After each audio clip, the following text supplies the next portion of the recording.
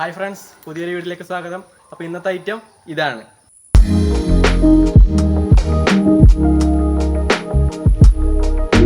ഇതുപോലത്തെ ഒരു 2-3 ഐറ്റം ഉണ്ടാക്കിയിട്ട് നിങ്ങളുടെ വീട്ടിലും തൂക്കിടുകയാണെങ്കിൽ അടിപൊളിയായിരിക്കും കാണാൻ. അപ്പം ഇതെങ്ങനെയാണ് ഉണ്ടാക്കുന്നതെന്ന് നമുക്ക് നോക്കിയിട്ട് വരാം. അപ്പോൾ അതിനായിട്ട് നമ്മൾ ഈ ഒരു കളർ പേപ്പർ എടുത്തിട്ടുണ്ട്. ഇനി ഇത് നേരെ സെൻറ്ററിൽ മടക്കി കൊടുക്കുക. അതിൻ്റെ ശേഷം ഈ സെൻറ്ററിൽ നമുക്കൊരു ലൈൻ കിട്ടിയിട്ടുണ്ട്. ഇനി ഈ അറ്റം ഈ ലൈനിലേക്ക് മടക്കി കൊടുക്കുക. അതേപോലെ ഈ സൈഡും ചെയ്യുക.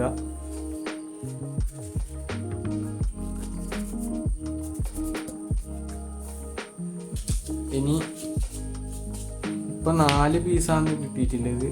ഇനി ഇതിൻ്റെയും പകുതി ആക്കാം. അങ്ങനെ എല്ലാ ഈ 3 പീസിൻ്റെയും കൂടി പകുതിയാക്കാം. ഇനി ഇതിൻ്റെയും പകുതിയാക്കാം. അപ്പോൾ നമ്മൾ അതിൻ്റെ പകുതിയും മടക്കി എടുത്തിട്ടുണ്ട്. ശേഷം ഇത് നമുക്കൊരു ഷട്ടർ പോലെ അങ്ങോട്ടും ഇങ്ങോട്ടും ഓപ്പോസിറ്റായി മടക്കിയെടുക്കാം. വീഡിയോയിൽ കാണുന്ന പോലെ മടക്കിയെടുത്താൽ മതി. ഇങ്ങനെ മടക്കേണ്ടത്. ഇങ്ങനെ മടക്കിയെടുത്തതിന് ശേഷം ഇങ്ങനെ ചേർത്ത് പിടിക്കുക. ശേഷം നമുക്ക് ഇതിലൊരു ഡിസൈൻ വരച്ചെടുക്കാം. അപ്പം നിങ്ങൾക്ക് വീഡിയോയിൽ കാണുന്ന പോലത്തെ ഒരു ഡിസൈൻ വരച്ചെടുക്കാം. അല്ലെങ്കിൽ നിങ്ങൾക്ക് ഇഷ്ടമില്ല ഏതെങ്കിലും ഡിസൈൻ വരച്ചെടുക്കാം. ഫുള്ളായിട്ട് മുറിഞ്ഞു പോവാത്ത രീതിയിൽ വേണം ഇത് വരച്ചെടുക്കാൻ.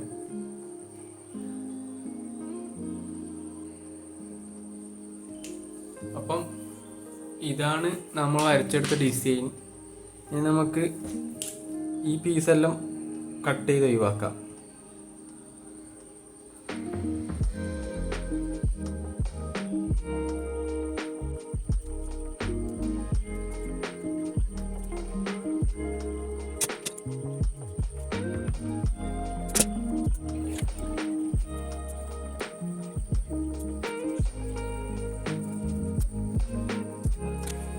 ഗൈസ്, അപ്പോൾ നമ്മൾ ഇത് കട്ട് ചെയ്തെടുത്തിട്ടുണ്ട്.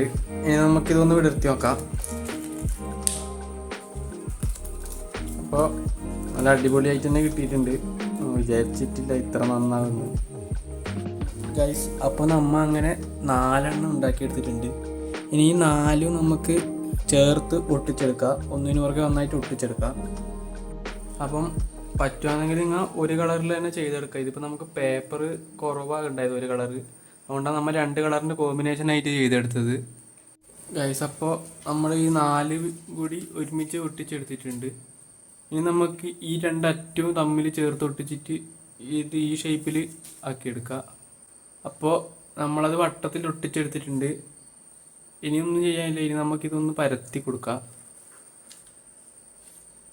ഇനി ഈ എല്ലാ ഭാഗവും കൂടെ ചേരുന്ന പോലെ നമുക്ക് ഇങ്ങനെ ഒട്ടിച്ചു കൊടുക്കാം. നമ്മൾ ഇത് ഒട്ടിച്ചെടുത്തിട്ടുണ്ട്. ഇനി നമുക്കിത് ഉണങ്ങാൻ വെക്കാം. അത് ഉണങ്ങി കിട്ടിയിട്ടുണ്ട്. കൂടാതെ നമ്മൾ അതിൻ്റെ സെൻറ്ററിൽ ഒരു വട്ടത്തിലുള്ള പേപ്പർ പീസും കൂടി വെച്ച് കൊടുത്തിട്ടുണ്ട്.